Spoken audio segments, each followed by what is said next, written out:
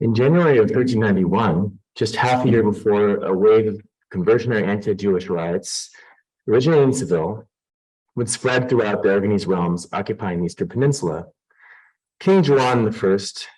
received a complaint from the leaders of the Muslim Al-Hama of the Aragonese town of Huesca. The Muslims alleged that Huesca's municipal court was terrorizing local male members of their community by charging them with a long list of capital crimes, including falsifying coinage, sodomy, and sexual relations with Christian women. Since Huesca stood under direct royal jurisdiction, its municipal officials and resident Muslims alike must have known how Juan jealously defended his traditional regalian right to exclusive jurisdiction over all non-Christian subjects. As was widely understood throughout Juan's realms, in order for such prosecutions to be legitimate and potentially succeed, local courts needed to obtain prior royal approval. Sure enough, Juan responded to the complaint quickly and angrily. He also did so reflexively. In contrast to many other documented occasions when Juan and earlier monarchs, such as his long-reigning father, King Pera IV, had caught wind of similar attempts to prosecute Muslims and Jews without royal approval. Here, Juan and his legal advisors at court made no attempt to investigate these charges, even though the alleged crimes threatened royal sovereignty and the general safety and welfare of the Christian community. Instead, without any delay, the king summarily absolved the accused Muslims of any wrongdoing in return for a customary payment of 40 gold florins to thank him for his protection and favor. Now, the Crown of Aragon's archival riches can help us unravel why the monarchy sided with these Muslims. First, the king and his advisors must have recognized the list of charges as formulaic. Juan and his father Pera, who had ruled until 1387, maintained the monarchy's long tradition of treating these particular crimes as unpardonable, treasonous threats to their sovereignty and public safety. When King Pera had granted the Muslim Al-Hama Yeda a blanket exoneration from all past and pending criminal prosecutions, for example, he tellingly excluded the same list from that privilege in 1387. The charges also had political currency among Christian subjects. In 1388, for example, Juan used a nearly identical list to denounce a rebellious group of Christian men in northern Catalonia as guilty of lèse-majesté. The monarchy and municipality were thus both conditioned to recognize these prosecutions as symbolic political discourse as much as attempts to punish wrongdoing.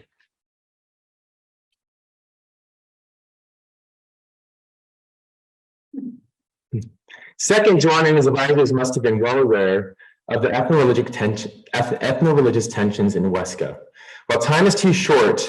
to indulge in all the intricate twists and turns of this local history, suffice it to say that over several decades, Pera and later Juan repeatedly intervened to shelter the Muslim Al-Hama from taxation, various accusations mounted by Christian accusers deemed to be false, and other forms of abuse to prevent its financial ruin, such as Christians foraging their pigs in disturbing gravestones in the Muslim cemetery.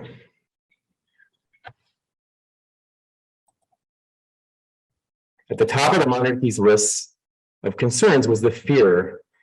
exemplified by a royal letter in 1385, that Huesca's Muslims were, it's this one,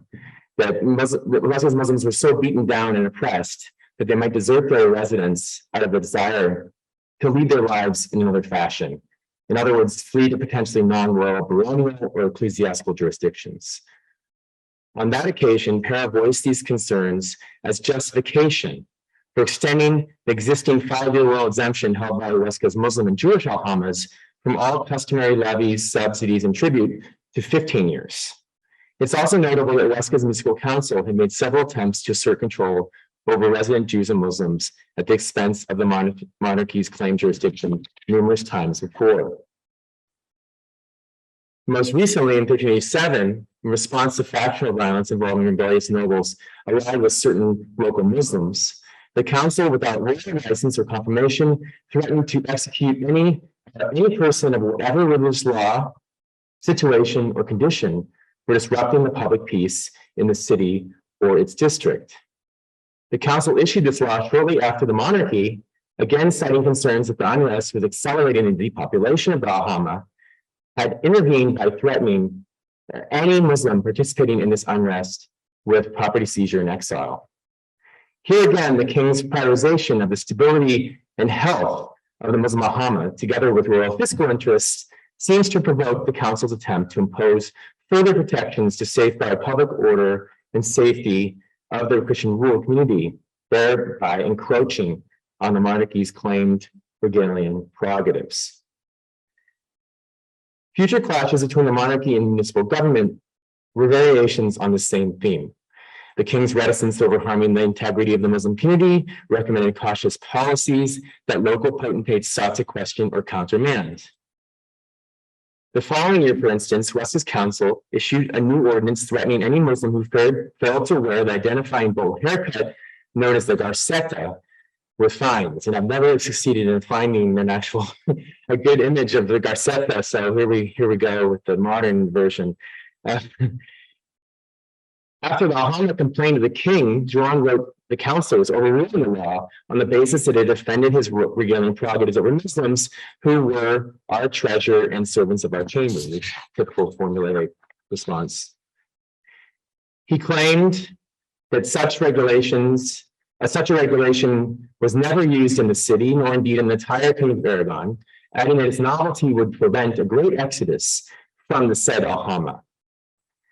This reversal soon prompted Huesca's bishop to impose similar hairstyle restrictions on his own authority, which prompted the king to issue him a stern rebuke on similar grounds. Whoops. This brief account illustrates how Huesca's municipal and ecclesiastical leaders were waging a losing battle in the years before 1391 to convince or pressure the monarchy to reverse its ingrained policies by prioritizing the fiscal and material well-being of his subjects constituting the Christian majority over that of the Muslim minority, an argument that I suggest was readily transferable to the other minority group that was both a beneficiary of the monarchy's protection and favor, as well as a source and symbol of its wealth and sovereign authority, the Jews. This conflict was still escalating in August of 1391, half a year after the king summarily rejected the formulaic prosecutions with which I began. And just weeks before the rioters would arrive and collaborate with local Christians to attack and forcibly convert resident Jews and Muslims alike.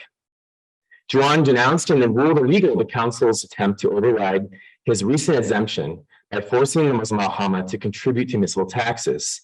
The move, he reiterated yet again, threatened to drive individual Muslim residents to flee, further depopulating and thus impoverishing the Bahama. In my time reading today, I'd like to comment on this municipal royal conflict over the administration of Muslims and Jews by making two interlinked arguments. The first is that this formulaic list of hot-button prosecutions was part of a larger phenomenon of political messaging between municipalities and the monarchy, lobbying for the prioritization of Christian over non-Christian welfare that could, in certain local contexts, build into heated battles over social control. And the second is that Christian frustrations over the monarchy's management of both Muslims and Jews, which were manifested in distinct ways to varying degrees in each highly individuated local urban community, combined with the symbolic association between non-Christian protection and rural sovereignty, could encourage local Christian collaboration with invading mobs during the 1391 pogroms. As Mike Schreier has exemplified, most scholars liken the spread of this cataclysmic violence to that of a contagion, as migrating mobs transmitted anti-Jewish rhetoric derived from the epicenter in Seville and reports of earlier atrocities in other major cities such as Valencia, Barcelona, and so on. If we accept this contagion model, then I propose that we view these underlying local tensions with Muslims as comorbidities, to borrow a term that is now common thanks to COVID, because they, along with other factors, increase the susceptibility of certain communities to the circulating infectious violence and made the community's resulting cataclysmic illnesses all the more acute. Considering the mechanisms and trajectories of Christian-Muslim interaction contrasts with most earlier scholarship, which has tended to train its attention exclusively on Christian-Jewish relations in the effort to account for the timing, expression, and local magnitude of conversionary violence in 1391. I'll pursue these two arguments by comparing what we've witnessed within Huesca with a somewhat similar scenario during these same years in the city of Tortosa in southern Catalonia, where so much of my work has come from. Starting in the 1370s, we can observe two interrelated administrative trends at play that progressively jeopardized the status and living circumstances of resident Muslims, provoked jurisdictional conflict with the monarchy, and in turn, endangered the stability of Tortosa's Jewish community, a process of growing local distrust and administrative dysfunction that would condition the responses of the city council and Christian citizenry when the rioters arrived in August of 1391. First, the municipal council manifested a growing awareness of and trepidation regarding the perceived danger presented by foreign Andalusis or Maghrebis in the ships frequenting the nearby coastlines and waters of the Mediterranean and Ebro Delta. These sentiments harbored by the councillors did not materialize out of thin air, but rather a link to a sharp increase in the number of annual reportings of foreign Muslim ships received by the municipal council starting in 1377. The council's mounting sense of the imminence of foreign attack prompted a cascade of defensive policies over the 1380s, from expanding a local surveillance network to heightened efforts to police local Muslims suspected of aiding their co-religionists or otherwise engaging in subversive activities.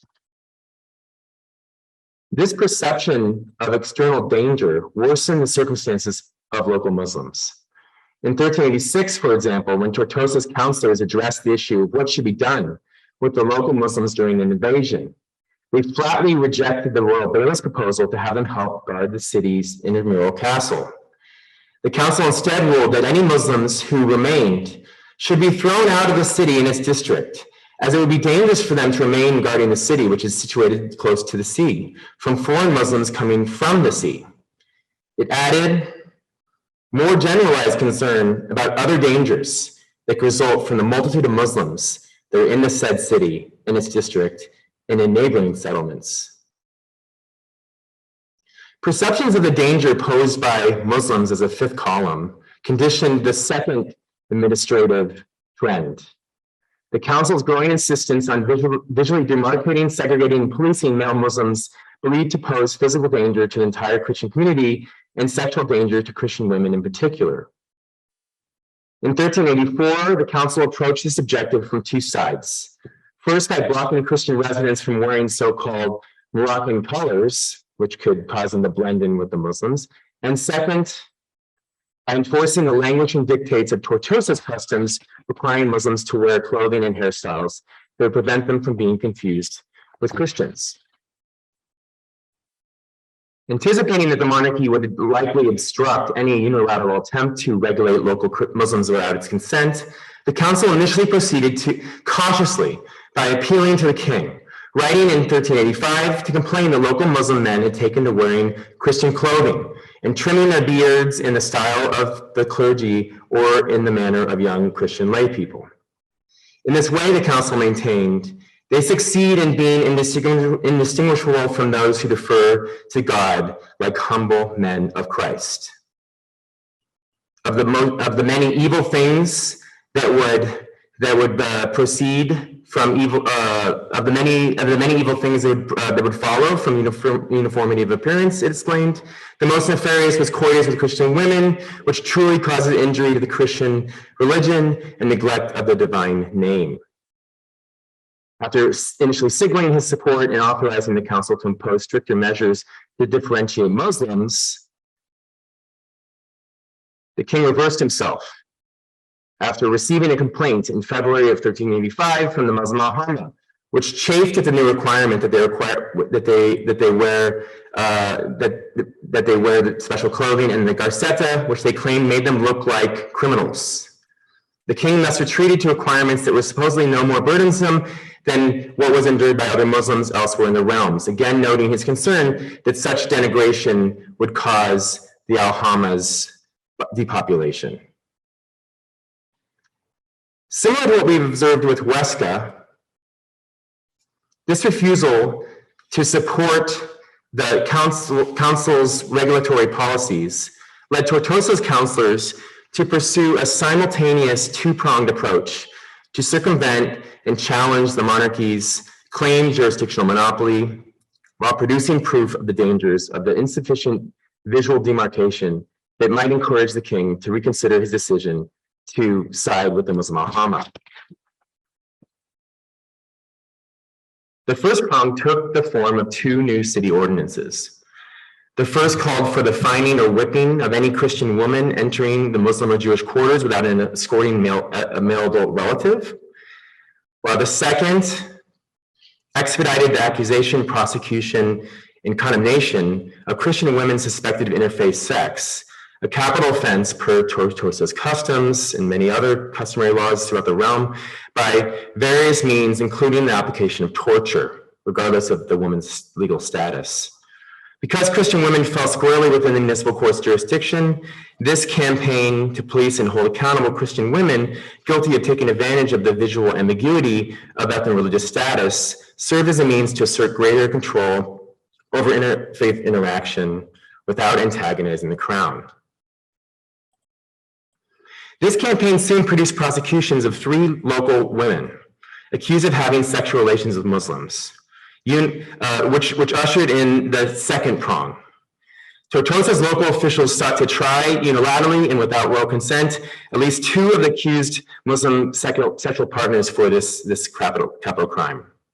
When the king and royal officials objected on the grounds that these prosecutions would destabilize and depopulate the Muslim Al-Hama and moreover offended royal Hegelian rights, the city's lawyers produced a litany of legal arguments based on a melange of ancient and recent privileges, agreements, and precedents that they argued entitled the city not only to prosecute these men, but also to hold accountable any Muslim resident accused of inappropriate contact with Christian women or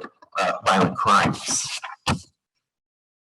In contrast to Huesca's outcome, Tortosa's lawyers ultimately appear to have won this well-documented legal battle, in part by overwhelming the royal court with legal motions and appeals permitting the court's public execution of a number of Muslim men implicated by these and subsequent prosecutions over the next several years. And these are all executions that are only documented in the treasury records for the city. So they have like the wood to burn the Muslim accused of sleeping with women. We had to have the cart to bring the bound Muslim down from prison to burn him. And so it's a thin paper trail, but it does exist. However, I would like to propose that the outcomes of these cases were nevertheless quite similar. The experience of fighting the royal court to establish what the municipality's leaders and Christian populace likely viewed as basic measures of social control must have increased resentment towards the monarchy and its prioritizations while straining relations with both the Muslim Al-Hama and its counterpart, the Jewish community. And this is the circumstantial argument that I'd like to make. The monarchy made similar statements and protective policies for Tortosa's resident Jews. In 1386, King Pera voiced concern to Tortosa's councillors, just as the municipal court was elaborating its campaign against interfaith sects, that the Al-Hama of the Jews of this city is greatly oppressed and subjected to diverse burdens of debts and obligations, resulting in a reduction of population that was detrimental to royal interests. The councillors ignored the king's appeal that they stop collecting municipal taxes from the Jews for a period of 5 years, and shortly thereafter forced the Al-Hama to pay for wall repairs. These actions align with the well-known theological principle of melior cogitio, long utilized by the council to justify imposing greater burdens on the Jewish alhama, on the grounds that Jews ought not to be in a better condition, melior conditio, than Christians. And there's also an entire discourse in the municipal documentation about the greater good, which comes up, but I don't have time to talk about that today. In August of 1388, as the trials against the three women and their alleged Muslim lovers were proceeding and the battle against the crown was in full sway, after receiving a complaint from the leaders of the Jewish alhama, the king wrote an alarm to his local bailiff about the desire of many Jewish men and women to move their homes to other parts of the kingdom because of the unsustainable burdens in Tortosa. These tensions, Juan added ominously, were creating an untenable situation that could well end in violence, as a considerable number of noisy, riotous Jewish agitators were antagonizing the Christian populace, whose members are then led into bad encounters with the said alhama and individual Jews. He presaged that if his bailiff were unable to locate these Jewish troublemakers and stop them from engaging in further provocations, the alhama would undoubtedly suffer what he called irreparable harm. So in light of the political implications of the monarchy's protection over and ownership of resident Jews and Muslims observed by Hussein Fancy and others, and I have a quote here from one of his great articles, these parallels in Huesca's and Tortosa's local histories over the years preceding the 1391 pogroms suggest to me that we need to scrutinize more closely how complications with one ethno-religious dyad could spawn or intensify expressions of dissent regarding the other. The monarchy's wrongful prioritization of non-Christian welfare here and elsewhere, and dereliction of duty by failing to protect the Christian majority from nefarious non-Christian influences, tellingly aligned with the anti-Jewish discourse elaborated by Fran Martinez, as Maya has so intriguingly shown in her talk today. By the time the rioters reached Tortosa and Huesca, the municipal councils had already tried to reform royal policies or usurp the king's claimed authority altogether by provocatively taking the law into their own hands and imposing proper regulations on Muslims and Jews again and again, thereby prefiguring precisely the sorts of actions called forth by Martinez in his responses to the Tribunal del Alcázar in 1388. While Muslim and Jewish criminality and treason may have taken different forms, it demanded different policies in the eyes of these council members and their local Christian constituents. The monarchy's perceived failure to respond to these challenges and take appropriate measures to protect Christian society, and the frustration and dissent it engendered, thus constituted the debilitating comorbidities. These deep-seated vulnerabilities, which had developed from decades of problematic interactions, rendered these communities significantly more receptive to the contagious violence coursing through the Aragonese realms in 1391.